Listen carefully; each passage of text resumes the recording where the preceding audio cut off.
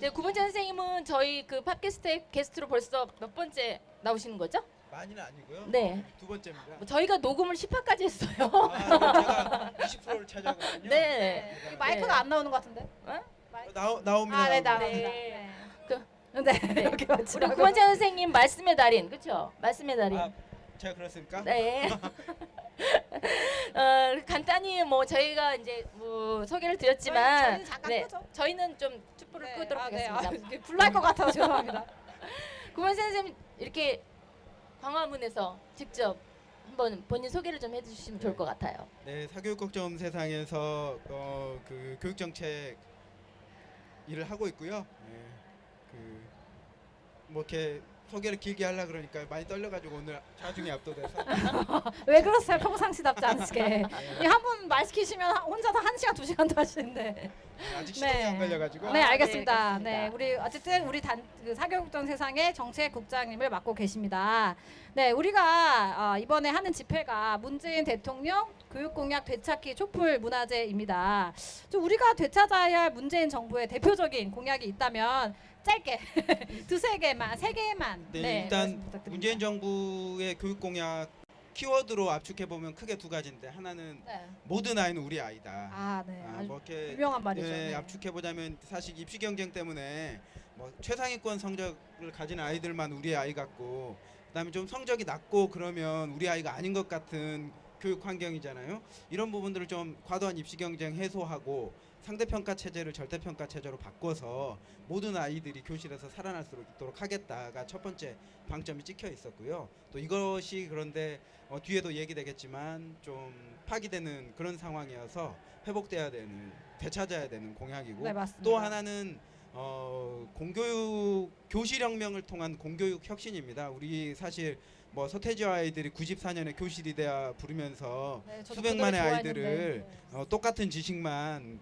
아침 7시 반부터 이렇게 주입하고 있는 그런 세태풍자를 노래로 하지 않았습니까? 근데 뭐 그 20년이 지났지만 여전히 똑같거든요. 그래서 우리 아이들을 이제 뭐 미래 사회에 필요한 역량 중심, 또 4차 혁명 시대에 필요한, 또 아이들이 하고 싶은 다양한 진로와 적성을 펼칠 수 있도록 진로 맞춤형 교육 과정이라든지 또 지지강기 중심의 수업을 뭐 토론, 체험, 실습 중심으로 바꾸겠다, 이런 공약들이 있었는데 사실 이 두 축이 지금 무너지게 생긴 그런 현실입니다. 아, 그렇습니까? 그러면 이번에 2022학년도 대입 개편안의 주요 골자가 어떤 것이고, 그리고 가장 큰 문제점은 어떤 건지 좀 궁금한데요. 2022 대입 개편안의 경우에 이제 수능 정시를 확대하고, 그간에 이제 사실 대학 입시 전형을 학생부 중심으로 치러온 가장 큰 이유는 수능 중심의 입시가 과도한 점수 경쟁, 그리고 교실을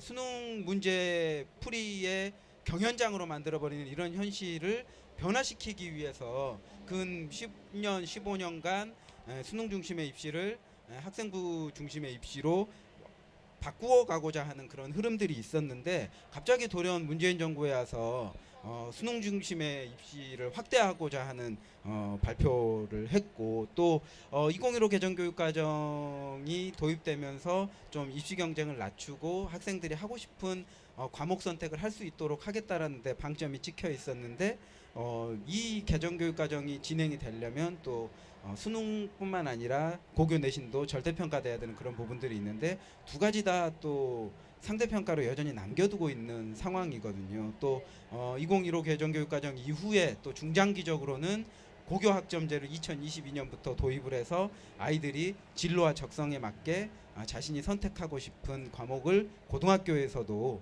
이렇게 확대해서 배울 수 있도록 하겠다라는 정책들이 있었는데, 이거는 2025년으로 연기를 했습니다. 근데 연기를 했다는 부분에 생각해봐야 될 것이, 2025년이면 정권이 바뀌거든요. 근데 정권이 바뀐 다음에 이 교육 정책이 과연 계속 이어져서 펼쳐질 것인가는 아무도 모르는 그런 상황이라서 우리는 2025년으로 고교학점제를 연기한 것도 교육공약의 파기가 아니냐 이런 부분으로 좀 판단을 하고 있습니다. 네, 들어보니까 뭐 학점제라던가 2022 대입 개편안 관련해서 우리가 좀 잃어버린 것들이 많은데 또 아이들의 뭐 선택권이나 뭐 이런 것들을 보장하기 위해서도 반드시 좀 되찾아야 될 공약이라고 좀 생각이 드는데요. 근데 이게 우리가 하는 운동이 정부를 상대로 하는 것이다 보니까 좀 힘에 부치기도 하고 어떻게 해야 될지 그 방법을 모를 때가 많았어요. 우리 어떤 식으로 좀 이거를 좀 참여할 수 있을까요? 일단은 이제 촛불문화제에 참여를 해야 되겠고요.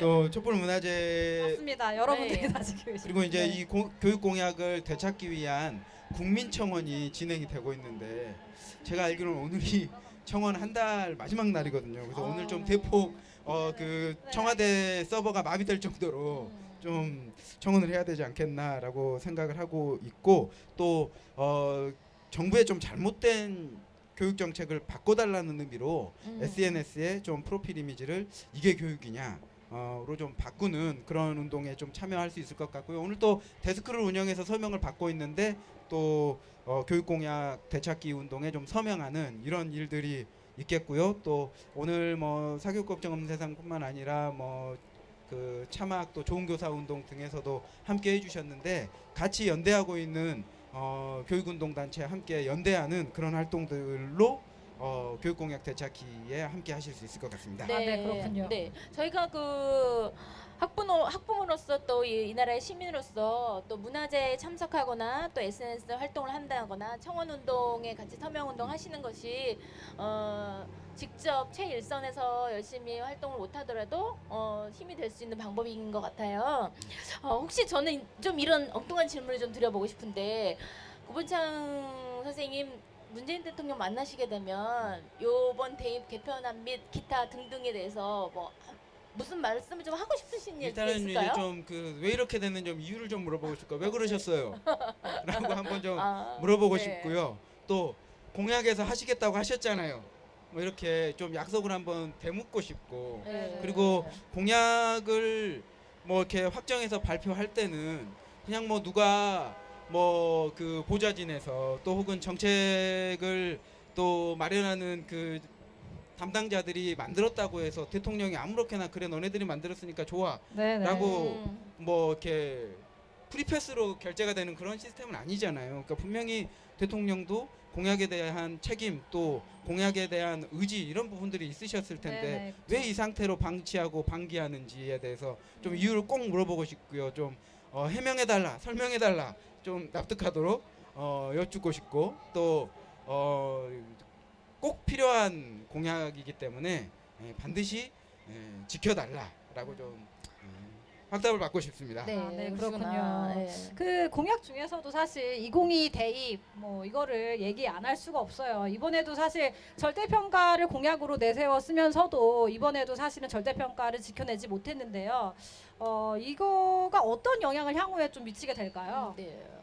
일단은 이제 앞서도 말씀드렸지만 쭉 그 대학 입시 그다음에 학교 교육이 그간에 수능 점수 위주의 과도한 입시 경쟁 이것 때문에 학교의 교육 과정이 제대로 운영되지 못하고 이렇게 수백만의 아이들이 지식한계에만 매달리는 또 이 신호가 초중고에만 영향을 미치는 게 아니라 영유아 단계에도 미쳐서 영유아 사교육비도 수조 원에 이르는 이런 그 참사 이런 부분들에 대한 안타까움이 반영돼서 입시를 바꾸고 학교 교육을 바꾸겠다라는 움직임이 그간에 있었었던 것이거든요. 그런데 특히 이제 교육혁신 그룹들 이렇게 제도가 정책이 그 방향으로 가지 않더라도 소신을 가지고 학교 교육을 바꾸고 또 우리 아이들을 살려내고자 했던 이런 혁신 그룹들에게 어떤 자조 섞인 탄식을 주는 그런 정책이라고 보여지거든요. 그래서 수능을 확대한다라고 하고 수능은 절대평가로 전환하는 게 아니라 여전히 상대평가로 놔둔다라고 하니까 그러면 우리가 그동안 혁신하기 위해서 했던 노력은 무엇인가 네. 그리고 과연 학교 교육이 혁신이 될 것인가 이런 좀 자조 섞인 탄식을 하게 만드는 그러니까 힘을 내서 달리고자 하는 사람도 힘을 빼게 하는 뭐 그런 부분들이 좀 가장 크다고 보여지고요. 또 큰 것은 가장 이 정책의 결정을 고스란히 타격을 받는 건 우리 학생들이 되지 않겠습니까? 그리고 학교 교실이 되겠고 이런 부분들이 좀 가장 안타깝다라고 좀 보여집니다. 네. 네네. 그 저희 청와대 국민청원 운동 중에 교육 수석 부활을 요구하고 있는데요. 혹시 지금은 저희가 교육 수석이 없기 때문에 혹시 이런 사태가 오지 않았나? 뭐 일단은 네, 좀- 그 청와대 사회수석실에 네. 교육비서관이 있지만 과거에 교육비서관이 뭐 교육을 전문으로 하시는 분이 아니었고 또 그러다 보니까 뭐 이 교육 정책을 교육적 목적이 아닌 정치적인 정무적 판단으로 했다라는 여러 가지 그 정황들이 좀 있는 상황이고 또 교육부 장관은 사실 그 경기교육감 시절부터 혁신교육의 뭐 아버지라고 불리는 그런 인물이셨는데 여러 가지 정황으로 봤을 때는 그런 소신과 과거의 방향성을 가지고 어떻게 이런 결정을 할 수 있을까라고 판단해 본다라면 청와대에서 어떤 압력 그리고 청와대에서 어떤 압력을 줬다라면 대통령의 판단을 흐리게 하는 사회수석실의 잘못된 어떤 그 보고라든지 오더 이런 부분들이 좀 있었다라고 좀 보여지는 것이고요. 그래서 좀 제대로 된 방향성과 소신을 가진 그 교육수석이 교육계의 필요하다. 좀 전문 인력이 교육수석 신설된 교육수석실에 들어가서 또 교육부와 또 시도교육청과 함께 좀 학교 교육을 살리고 또 우리 공교육을 정상화하고 또 혁신할 수 있는 이런 부분들이 필요하다고 보여집니다. 네. 네. 구본자 선생님 뭐 저희 단체에서 교육 정책을 또 연구하시는 분이시기도 하고 또 아버지시잖아요. 네. 그래서 교육의 아버지시니까. 아니야. 우리 네. 구본자 선생님이 가끔 보면은 너무 해맑으셔가지고. 네네. 또 네. 되게 동안이시죠. 또. 네, 결혼 안 하신다고 느끼실 때도 있고 그래서 네 마지막으로 저희 2차 촛불문화제에서 또 집에 있는 아이들을 생각하면서 좀 마지막으로 어떤 말씀 하시고 싶으세요?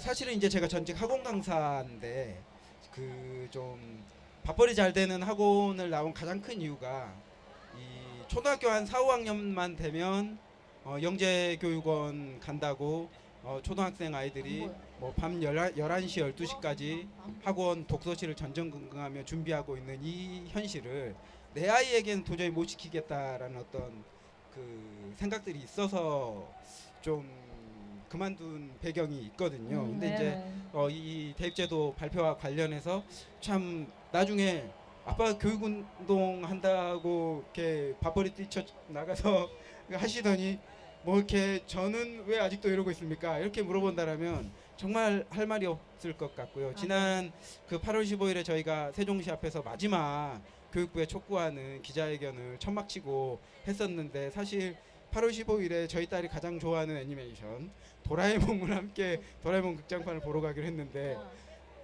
도저히 같이 못 가겠다라고 하고 이제 세종시를 내려간 그 배경이 있는데 여러 가지 이제 정황을 생각하면 이게 이제 교육 공약이 지켜지지 않으면 정말 당장 제 딸에게도 할 말이 참 없는 아빠다 네네. 그런 생각이 네. 들고요. 부디 네. 문재인 정부에서 교육 공약을 되찾아서 제 딸에게도 할 말이 있고 네네. 또 이제 우리 회원으로 사교육극장에서 없는 세상에 또 다른 교육단체들에 참여하고 있는 회원의 자녀들에게도 떳떳한 아빠 엄마로 네. 좀 살 수 있는 말할 수 있는 그런 세상이 왔으면 네. 꼭 좋겠습니다. 네, 저희 그 정말 돈 잘 버는 학원 강사에서 교육 운동하시는 멋진 아빠로 변신하신 구본자 선생님께 격려의 박수를 좀 보내주셨으면 좋겠습니다. 네, 감사합니다. 이제 그만 가라는 얘기죠? 네. 네.